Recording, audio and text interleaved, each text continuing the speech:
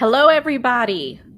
Welcome to the Communication 24/7 Podcast, where we communicate about how we communicate. I'm your host, Jennifer Furlong. Today, I have a very special guest, Amanda Huffman. Amanda, how are you doing? I'm doing good. I'm trying to stay sane with everything going on in my life, but I'm doing good. Right. There's a lot going on, so there's some background there. We'll get to that in just a minute. It's a cliffhanger. Right? It's like complete madness. So what I would like to do for anyone who is watching live, we are live on Facebook, LinkedIn, and YouTube, which gives you an opportunity to be a part of the show. So if you have any comments, you have any questions, please feel free to post them and then we'll work them in. Today's topic, we're talking about women in the military. And Amanda, I'm just going to read her bio real quick and then we'll actually get into the conversation. Amanda is an Air Force veteran, military spouse, and mom of 2 boys. She is the host of Women of the Military podcast, where she shares the stories of women who have served.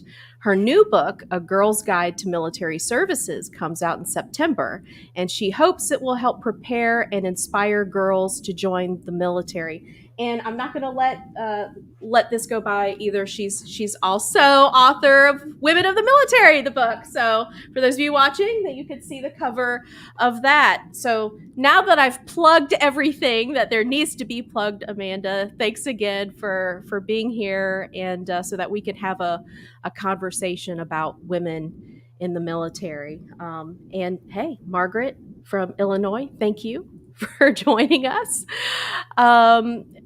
So I have so many things that I want to talk about. So let me organize this in the brain. First, what I want to do is, of course, I want to talk to you about your experiences and what inspired you to join the military. And then I want to get into, post-military service, some of the things that you're doing now as a veteran, and what it is that you're hoping to be able to achieve, or what your goals are with the services that you provide now. So let's just start at the beginning. What inspired you to join the Air Force to begin with? I think a lot of it had to do with September 11th. It happened my senior year of high school, and before that day, I really had no idea the military existed. Like, I knew that we had a military that fought wars, but I mean, my life essentially had been peacetime because the Gulf War happened when I was in kindergarten, so I didn't really remember that at all. And we didn't have any military connections. And so I was just kind of like living in this world that I didn't know what really was out there, and we really sheltered. And then September 11th happened and our military activated, and I was like, what does that even mean? Like, how is that possible? And there's a National Guard base in my hometown, and the F-16s were like flying overhead. And before then, I like never really heard them. But then after September 11th, we like, oh, the F-16s are flying overhead. And it was like something we pointed out. And so it kind of like changed everything with September 11th happening. And it took me a few years before I actually joined the military, but that was probably the turning point where I started looking into it. I'm an introvert, and so I'm a slow processor. And so I feel like my military story is like a good example of an introvert. Like, something happens and it takes a few years before I actually figure out where I need You're to processing. You're processing. So you saw those F-16s flying ahead. You were listening to the sounds of freedom, as we like to call it. And then I guess from there, maybe you just became inspired to do something, to serve your country. How did your family react when you told them that you were going to join the military? So I'm working on my book on like the thank yous, and I remembered that when I told my parents, my dad was like, okay, let's go to the recruiter, and he drove me to the recruiter's office. He was like, let's do this. Yes.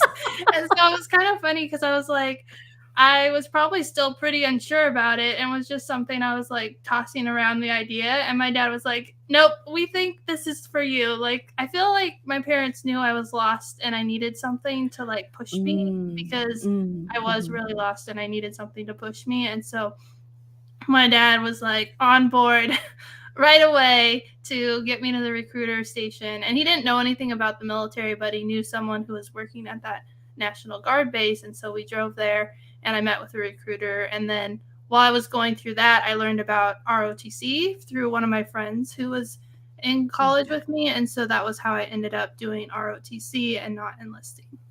That's right. So you ended up an officer in the Air Force. I think that is important. You know, anyone who listens to women's stories, we all come from just such a great, diverse background, different experiences, different levels of knowledge where the military is concerned. Right. You know, at the end of the day, when we sign that piece of paper, we know that we're signing up because there are going to be some things that are required of us in service to our country.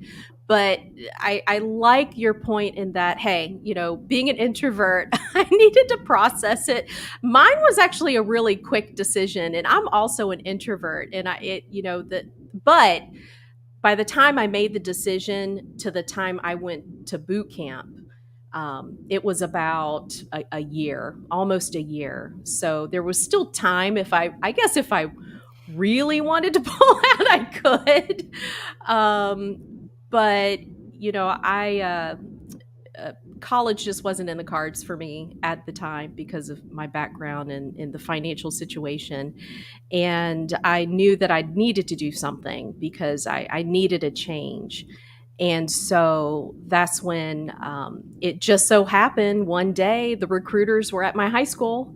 And you know how they all set up their little fruit stands, you know, in the lunchroom. And I saw the Navy recruiter, Army, Air Force, and the Marine Corps recruiter was standing there. And just he immediately caught my eye. And I just thought to myself, you know what? If you're going to do it, you better do it. So, you know what? Marine Corps, hoorah, you know, and it just kind of went from there. But I think it's important for women to hear these stories because I know a lot of times women will doubt themselves in that, you know, is the military something that I can do? You know, and I'm not talking in a legal sense. I'm not talking about in a societal sense. I'm talking in a very personal, you know, when you think about the military, it can be very daunting to think about the things that you would have to do, not only to qualify and to join the military, but then even after, you know, once you're active duty. What was your experience like as, you know, active duty in the Air Force? Because I know you were deployed, and I'm sure that that had a profound impact on you know, on just you as a person. Yeah, I was really shy and timid, and I kind of didn't know what I was doing. I feel like that's what all second lieutenants are.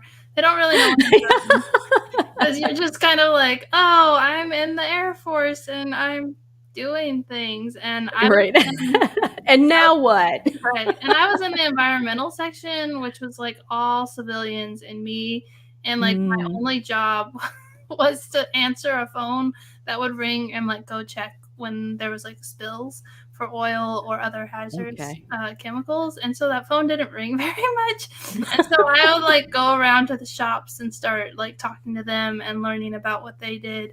And I think that's really what a civil engineer in the Air Force is supposed to do. But it was kind of just like boredom that drew me there because I was like, I don't have anything to do. And it was kind of a weird start to the military, but then I got to move over to engineering, and our base was getting the F-22, and so there was all kinds of construction projects around the base, and it was really fun, and I learned so much from the leaders that I worked under, and just getting to go out and like actually see engineering projects take place, and so that was really cool.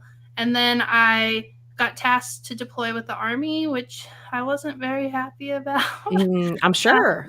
Yeah. And so I wanted to deploy with the Air Force, but no, I got to deploy with the Army. And so I was attached to an infantry unit, and we were doing missions throughout Kapisa province in Afghanistan. And we were looking at the Afghan contractors were building the stuff, and then we were the engineers inspecting it. And so we would try and go see the projects like once or twice a month, depending on like all the different factors. And so we did a lot of work, and the training, I think, for deploying really like pushed me to trust in myself and to believe in myself. And then when I was deployed, my commander had told me before I left, jump, it isn't that far. And so like every time we had to, like, the first time I went off base, I was like, all right, jump, it's not that far. And so I got in the MRAP, and then we went on the mission and I survived. And so like every time I had to do something, that was just what I would repeat to myself. And it never was as far or as scary as I thought.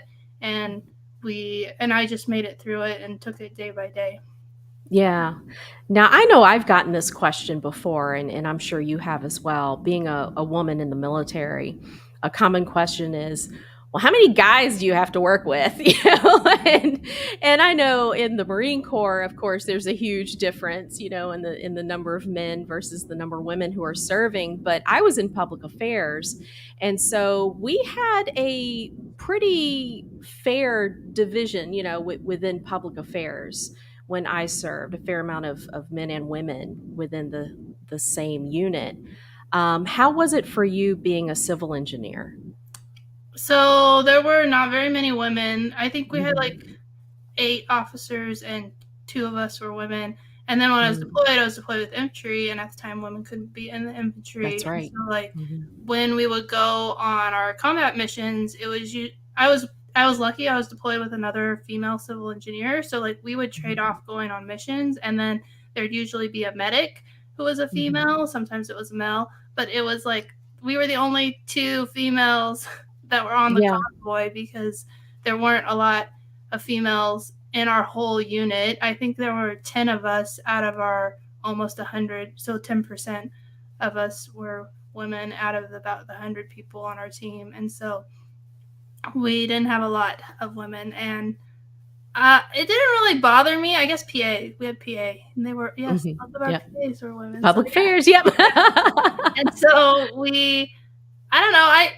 I had grown up running cross country and track, and I was one of the faster runners. So I would always be Mhm. running with the guys and not usually with the girls on my team. And so I guess I was kind of used to it. So I didn't really notice, like, it didn't bother me that I was the only girl because I was just kind of used to that type of environment. And Mhm. I always felt really protected by my, like, especially the infantry team. Like their job was to keep me safe. And whenever I felt a little overwhelmed, like if I was in a crowd of people, I would look over my shoulder, and there within arm's distance would always be the Sec 4 lead ready to like pull me out if he needed to. And so I just didn't really think about it. I don't think that we thought about things the way that we do today. It was kind of Yeah. just like, this is how it is. Let's not complain about it or talk about it, because then it just makes it harder. Right. That's an important point that you just made. I do think we think about things a little differently. When I first joined, it was 1991 when I went in, and my recruiter had not put a woman in the Marine Corps yet. But I do remember.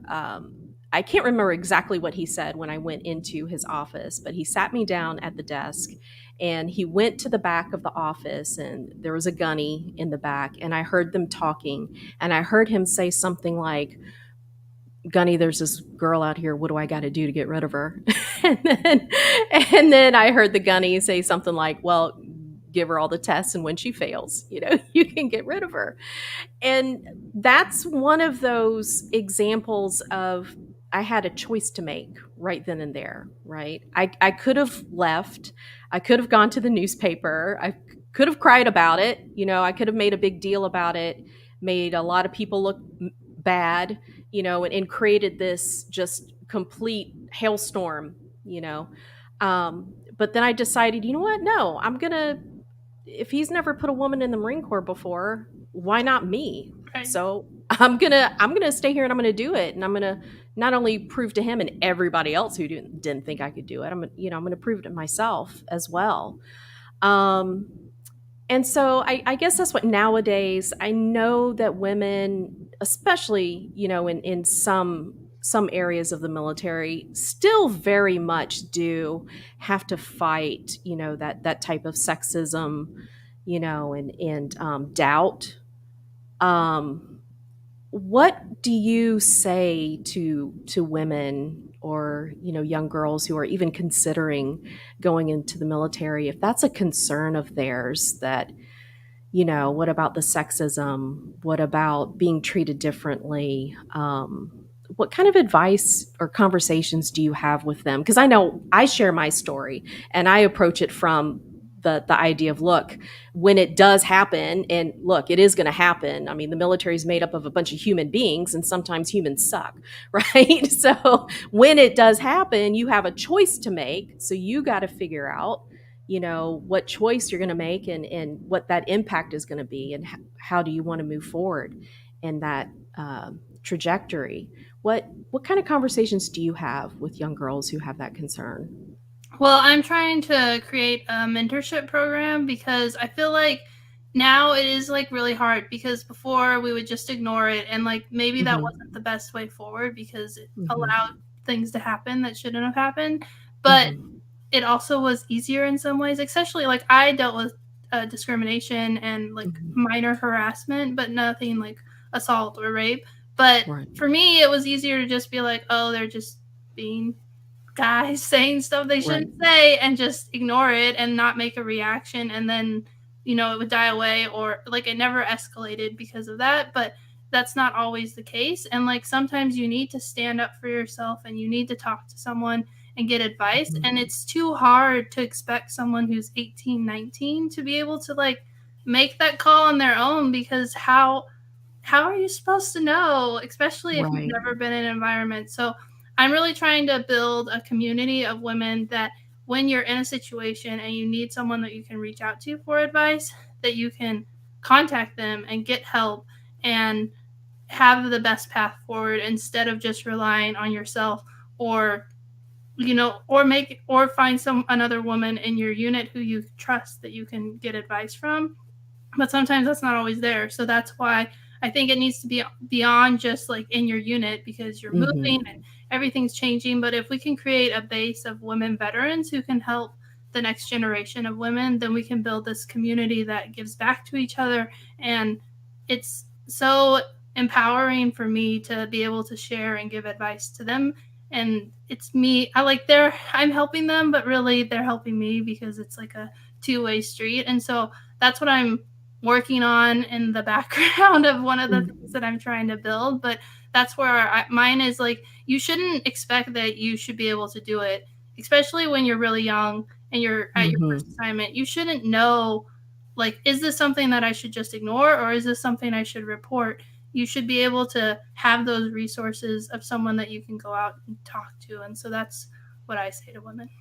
That's amazing. I think you're right. It's a cultural shift, really, because when I was in, and even though a lot of the time I did work with other women, sometimes, like you said, sometimes when things happened, we considered it, well, boys will be boys, or, really at the end of the day, it's not really hurting me. So, I'm just offended, or okay, it's a joke at my expense, whatever. But that can at times, even when you're surrounded with other women, can still feel isolating, because even the other women they're thinking the same thing. Well, it's no big deal. So the idea to create a group of mentors for young women going into the military, or even women who are serving right now, active duty, to be able to have that sense of community, and to know that, look, these are things that it's okay to ask questions. It's okay to talk about things and to check in, with other women. I think what you're doing is you're really helping to create a shift in the mindset of military women, especially active duty military women. I love that. I think it's so important. I think it's going to help, so many women who are serving in the military. If you had to take a guess, because I know you have done a lot of interviews yourself, between the podcast and, writing your books, and then you write articles, for different online sources.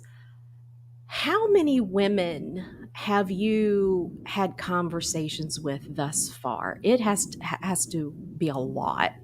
Yeah, I mean, episode 190 came out last Tuesday.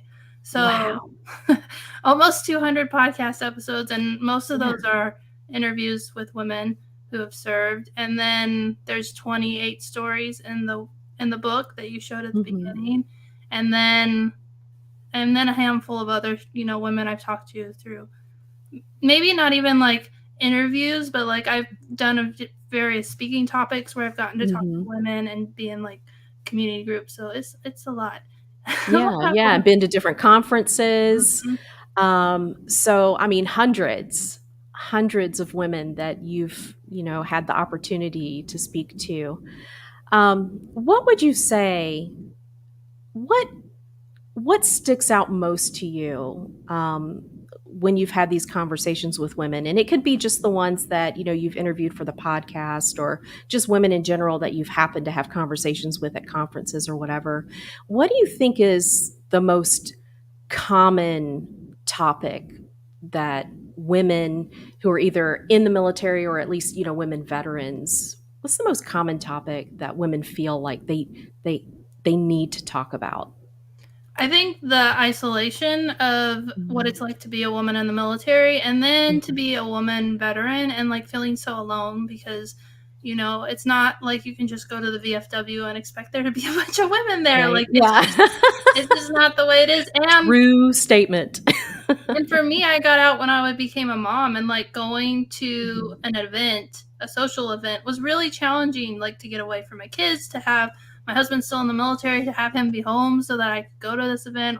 And being a military spouse, like I don't have childcare a lot of times where we move. And so I think it's the loneliness of like being the only woman on a deployment and having no one to talk to, being in a unit and far away from your family and having very few women, and maybe you don't get along with them. And so you're just so alone. And then once you leave the veteran or the active duty service and you transition, like you feel so alone. And like you kind of, I think at first it's easier to morph into your new role as like mom or career woman or military spouse or whatever it is.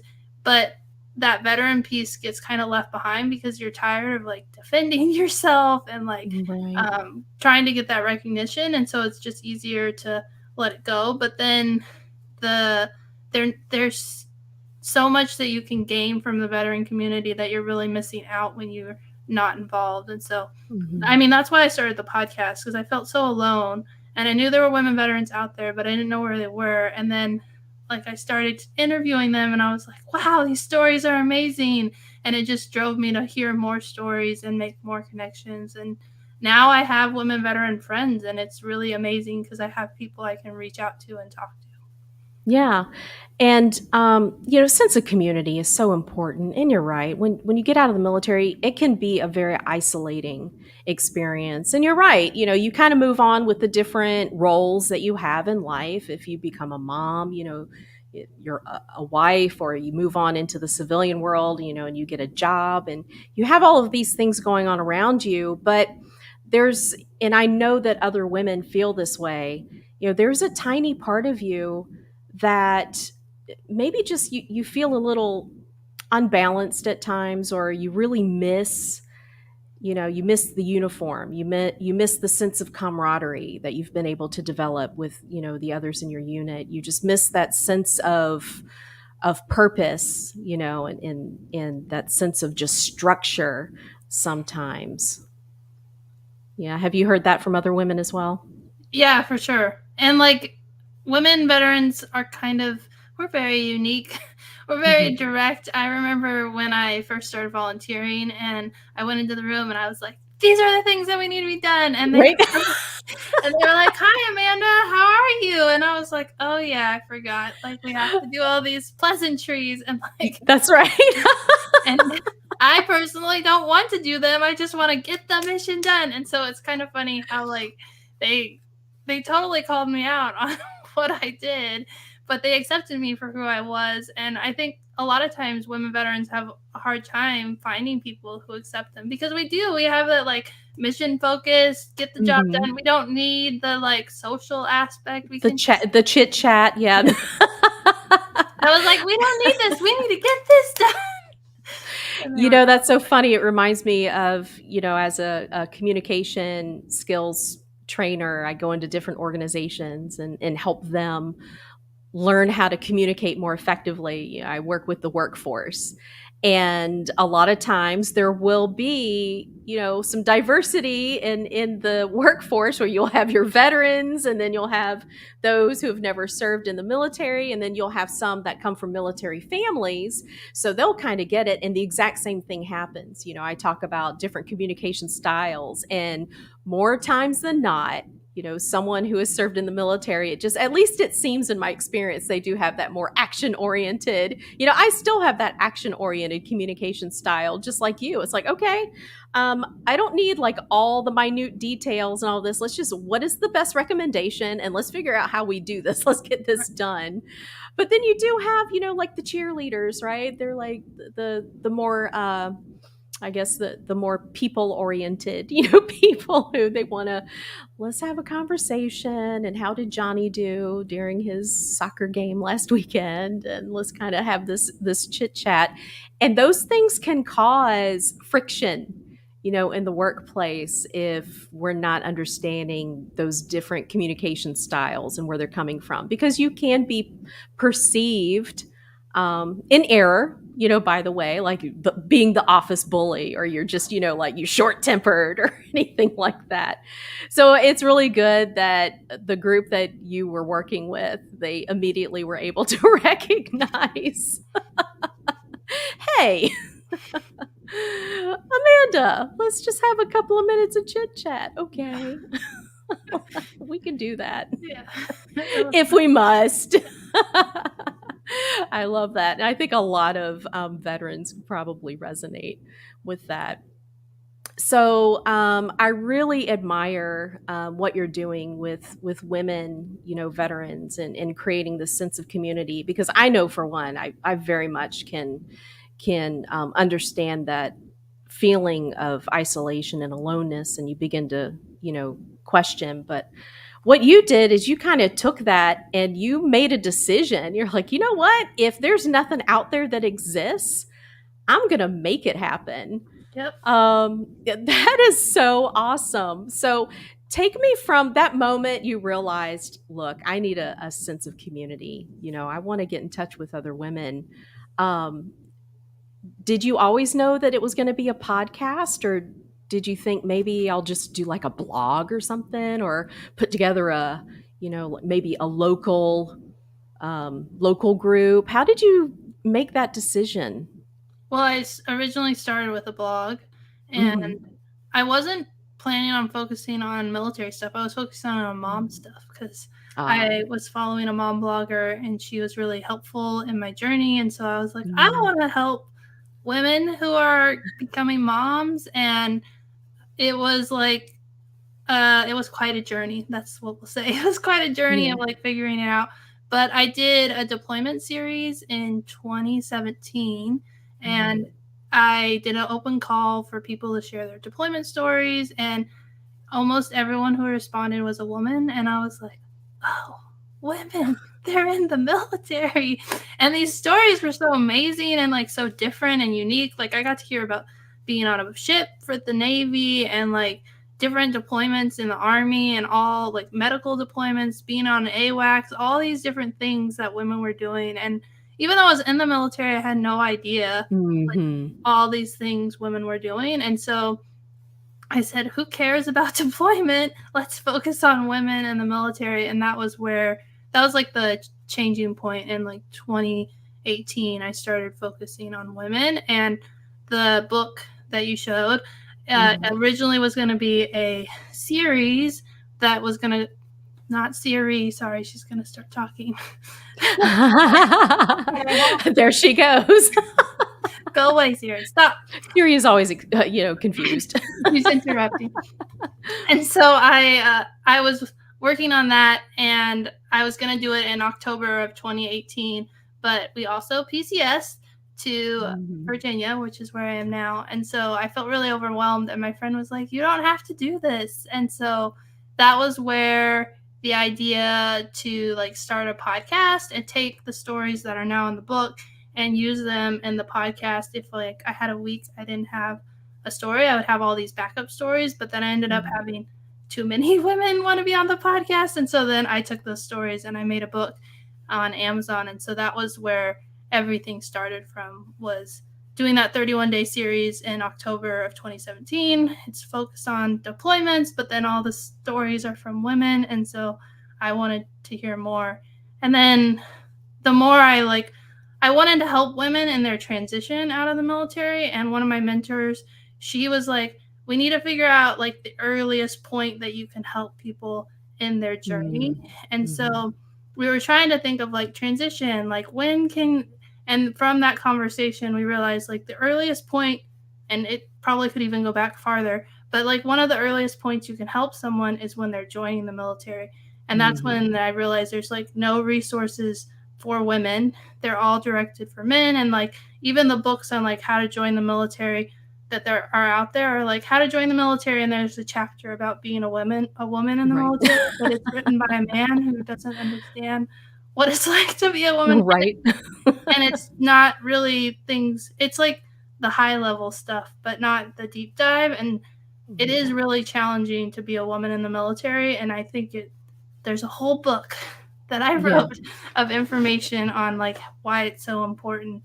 And they keep talking about, I'm sorry, I'm rambling. No. This is all really great information. You are not rambling at all. And then, now I lost my train of thought. But the more that I like dove into it, the more I realized like how much more stuff we need to help girls join the military. And I didn't know so much when I went into the military, and it would have made my life a lot easier. Like I was lucky I wasn't a victim of rape or assault, but that was because I was lucky, not because I made good choices. I made bad choices and I just got lucky. And so I feel like if I had known the danger that was there, it may or may not have affected my choices, but at least I would have known and been aware instead of being blissfully ignorant of like everything happening around me. And so it's a passion of like letting people know everything so that they can be the most prepared, have the best career in the military, and be protected from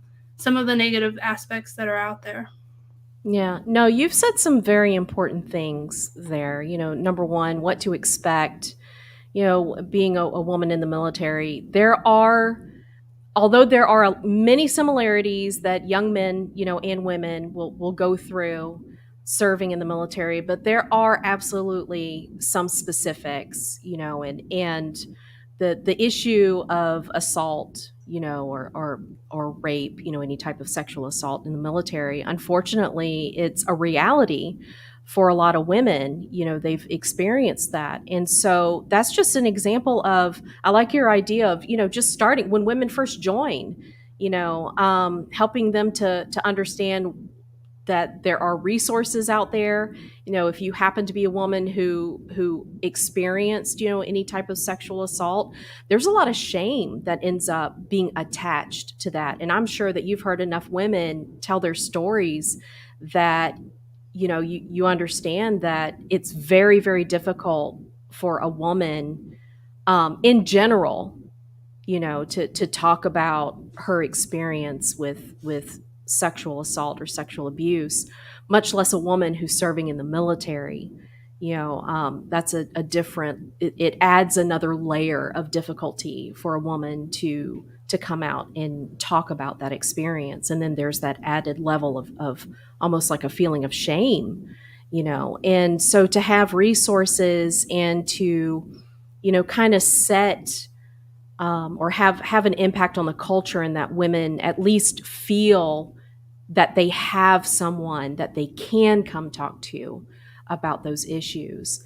And I mean, even other things like, you know, certainly it's not as devastating as sexual assault, but there are other things like, you know, when you get married in the military, should you change your name or not? You know?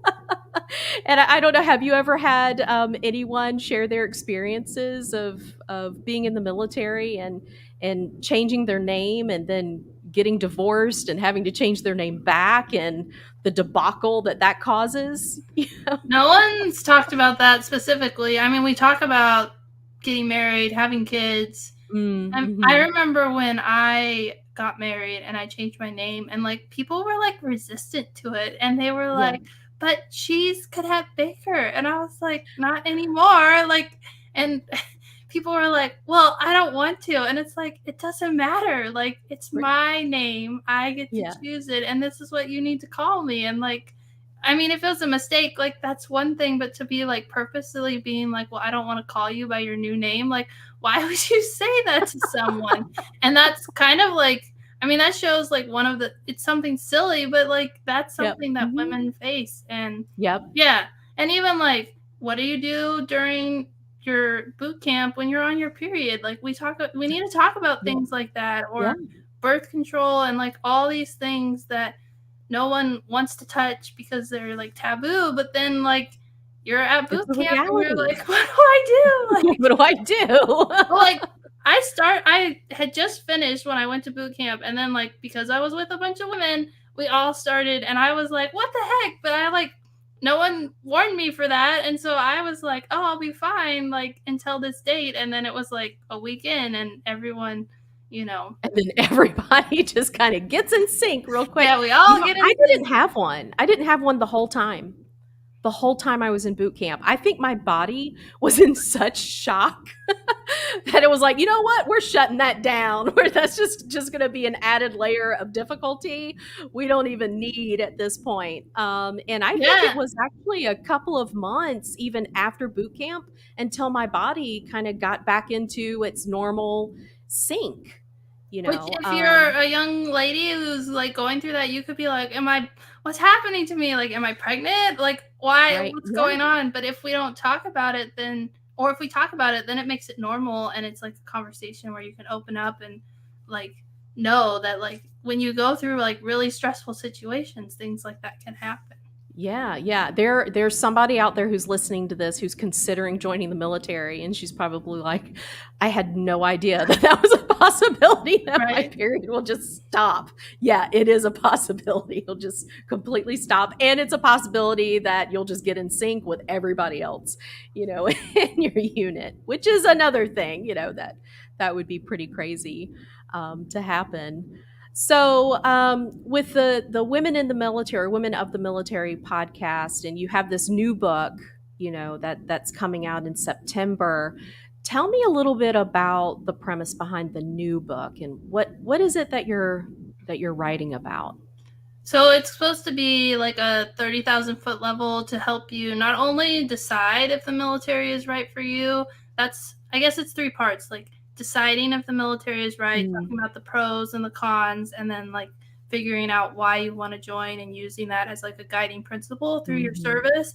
And then the middle part is like all the decisions you have to make, like preparing for your ASVAB, going to MEPS, picking your career field, and getting ready for everything that's coming, and for preparing for basic training physically, mentally. And then the last part is more about like once you've joined the military, and it talks about like motherhood and being at your first assignment, setting up your finances in a successful way, um, other things too that I'm Yeah. just blanking on, but like things to get you set up for success so that you can start your career, and even like talk about transition, because I think a lot of times you think, oh, I need to start thinking about transition like 1 or 2 years out from when, but really you need to start thinking about transition like from the day that you join the military, Mhm. because it's coming and you might as well start preparing. So starting to think about like, how do you know it's the right time to transition? Like, why, think about why you joined the military. Did you join the military because you wanted to get the GI Bill and you served your 4 years and you're ready to get out? Well, then get out. You don't need to feel, I Mhm. feel like there's a lot of shame, like I have to stay in longer. It's like, no, if you wanted your GI Bill and now you've done your time, get out and go back to school and go to school and use those benefits that you've earned. And so it's just based on like the whole process of joining, from deciding if the military is right for you, helping you make all the decisions, and then setting up your career for success. Oh my God, I wish I had had that book when I joined. You're so right, because as soon as you join, you may have the best intentions of you know what? I'm going to be a lifer. I'm going to stay in. I really enjoy this. I love my MOS. I love what I do. And so, I'm going to stay in as long as I can, maybe retire. But then things happen, life happens, and we can't predict. For me, I ended up having a back injury. And unfortunately, this happened when during a time that the they were getting rid of a lot of people, in the military, making it smaller and smaller. And I cried. I did everything I could. I wanted to be able to stay in, but at the end of the day, my back injury was preventing me, from doing what I needed to do. And so, I couldn't stay in, and having something to be able to kind of help guide me, through that. Like you said, there are just everybody's journey is going to be different, and your journey is your own. And so whether you do stay in for 20 plus years, or you stay in for 10, or you stay in for 4, however long it is, that transition, that's a very important piece to begin thinking about now. Right. um, yeah. So when you have young ladies come and talk to you about possibly joining the military, what are some of the, I guess, what's maybe the top one or two pieces of advice that you give them in terms of, here's some things that you need to consider if you are thinking about joining the military? I think the reality of like how hard it is, like when you join the military, it's not like a normal job where you get to pick where you want to live. I mean, you Right. sometimes don't even get to pick the job that you're doing because it's based on like Yeah, your ASVAB score, or that's right. if you go in undecided because your Oh, recruiter Lord help me. convinced, Yep. right, you can end up in a job doing who knows what. And so Right. I think doing like the advice is to do as much research as you can and make sure that you can't know everything, but like know what you're signing up for and like how big of a commitment it is. And then realize that like if you want to stay where you're at and you don't want to move, there actually are options that give you the ability to serve in the military and to do that. And so that's why doing the research is so important, and like learn what career fields are available and know how they are different or similar in different branches, and learn about all the branches, and don't just go into one recruiting office, listen to the recruiter, and then just do that. Like, do your research. You have the internet. It's amazing. Like, we didn't I really have the know. We did internet. not have this when I went in. We did not have access to that.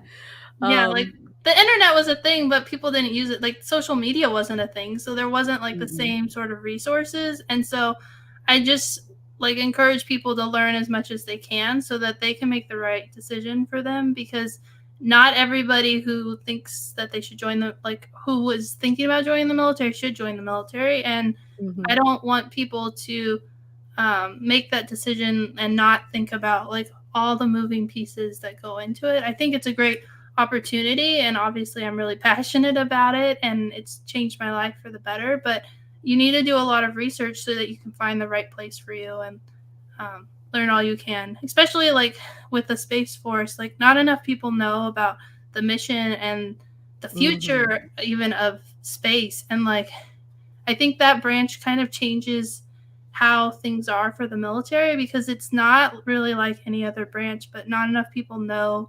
They know about Space Force, on Netflix, Right, which yeah. is not a good representation of what it's like. And so I think just doing the research and learning everything you can to know. And like you said, you were like, I knew it was the Marines. And like, I feel like the Marine Corps people I've interviewed, they're like, I just knew I had to join the Marines. And it's like, if you know that's where you're supposed to be, then just go for it. I mean, I Well, didn't know a lot Marines are always a different breed anyway, of, yeah, right? Yeah, I think that what you're saying is so important for anybody actually joining the military. All of those things. I don't think they have those types of conversations with the recruiters, right? Think about when you join, you're not going to we'll have you choose your top 3, right? Duty stations, and maybe you'll get there, maybe you won't. But the reality of that of that situation. Moving away from your family. Are you okay with moving away from your family? Are you okay with moving every couple of years if you have to? Are you okay living in a barracks with a bunch of other people? And I think there's a lot of conversation whenever anybody starts talking about boot camp. Of course, the conversation is always heavily focused on the physical aspect of it, right? What is it that I have to do in my PFT? How many sit-ups or push-ups or whatever it is, they have to do with PFTs these days. What do I have to do physically? How many miles do I have to run? But I don't think there are enough conversations about the mental aspect of boot camp. And those are the conversations that need to happen. Like you said, you need to be prepared for that, because the physical part of boot camp is actually the easy part. Yeah. That's what I was going to say. The physical part was easy. It was the mental part that was really the challenge for me. Yeah, and especially if if you're 18, joining the military, you're away from home for the first time. Not only are you having to deal with the everyday rigors of boot camp, but then you throw in a little bit of homesickness at the same time. And then, you're just kind of overwhelmed with everything. And you will begin to question your decision when you're in boot camp. I think it's perfectly natural. So many people I've talked to, they were like, oh yeah, like within the first week, I was like, what in the hell did I do? And what have I gotten myself into? And now I can't get out of it. But it's one of those things that everybody goes through. And when you can have those types of conversations, that's why I think your book is going to be so valuable. And I love your podcast, and I love listening to other women share their stories, because it's just, not only is it a way for us to bond and to find a sense of community, but just to know that we're not alone in the things that we've experienced, and to be able to learn about that, women who are going into the military, that is fantastic, for them to have that as a resource. If you had to do it all over again, would you, or would you do anything slightly differently? I don't know. I think I would have. I always think like, oh, I should have been a public affairs officer, but I also really love engineering and math and science. And so I think I ended up in the right place, and I got to experience what I experienced. And so it all worked out. And I'm really grateful that I learned out about ROTC. I think enlisting would have been not the best place for me, because of like, I was already going to school. I really wanted to go to college, and had I not found out about the opportunity to do school and the officer program, I would have been disappointed. But I feel really lucky that I learned about that and was able to do that. Yeah, I absolutely would do it all over again as well. Except for this time, I think I wouldn't have been as afraid. I was like, keep me on the East Coast, because I'd never traveled. I'd never really done any traveling before that point. And frankly, it was intimidating to me thinking about being that far away, even though I wanted to leave. So I think this time around, I'd be like, you know what? Yeah, send me to Japan, whatever, just so I could get that type of experience. So I have one last question for you, Amanda, as we start to wrap this up. What would be a book that you would recommend? I know yours is coming out in September, so we're absolutely going to recommend that. We're going to put that all of that in the show notes. But is there another book that you would recommend to our listeners? So I recently finished The Women with Silver Wings, which is about the WASP, the Women Air Force Service Pilots. And it was so fascinating to read about the history. I had already learned a little bit, because I'm going to throw another book out that I read. I read Final Fight by Erin Miller, about her grandmother who when she died, that Arlington said she couldn't be buried there. And so it goes through her advocacy journey of like what they did so that she could be buried there. And she talked about her grandmother. And so I got a little taste of like what the WASP program was, and I started to learn about it. But The Women with Silver Wings is like all about the program and tells the stories. And it's so interesting and so fascinating. I've been doing a lot of World War II women in history reading. I read a book about a code breaker, and I've read.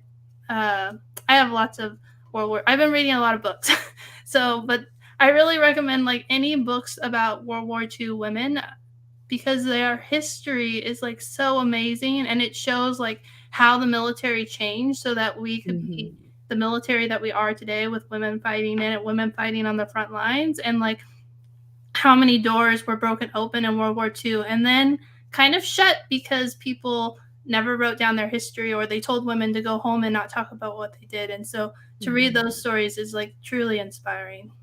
It really is. I'm so glad that you mentioned that.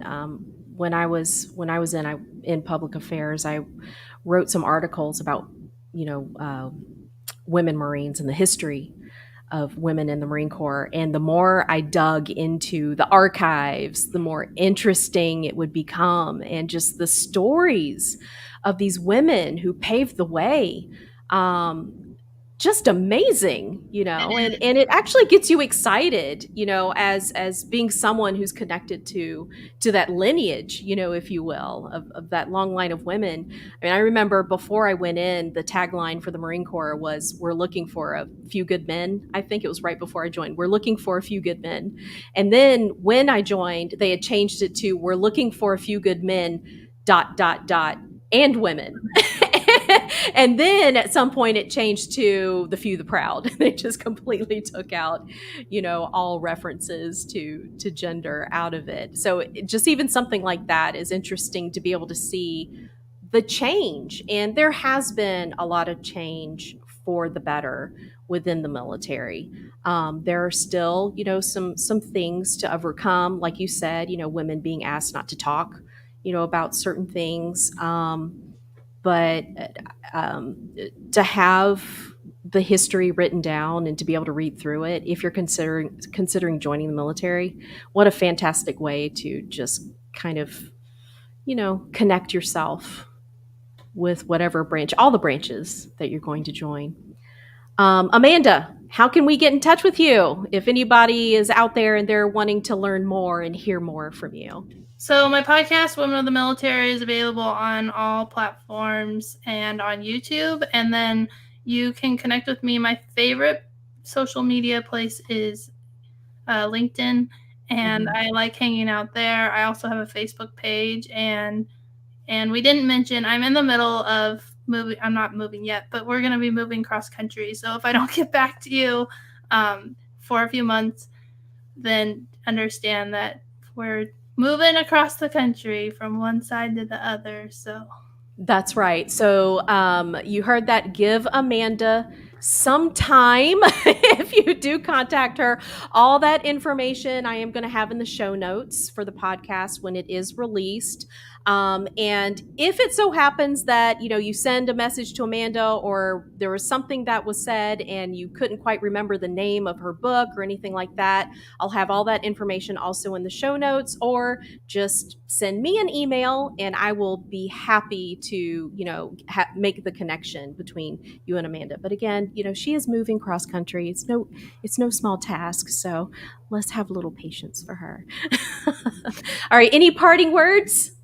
I am doing a series on the podcast, A Girl's Guide to the Military. And so starting July 12th and all the way up to the book launch on September 13th, I'll be doing kind of a deeper dive and interviews with women who are a little bit earlier in their journey, or experts about different topics. So it'll be kind of a fun, different twist of what we've done on the podcast for the last 190 plus episodes. And so look for that. And I'm really excited about that.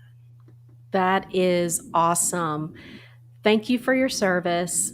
Thank you for what you continue to do for women in the military and women veterans, and young women who are even considering joining the military as a possibility. The information that you provide and the service that you provide is so valuable, and I know it is incredibly appreciated by so many people out there. So we'll be in touch. This won't be the last time we have a conversation. Thank you. All right, everybody. We'll see you next time. You all take care.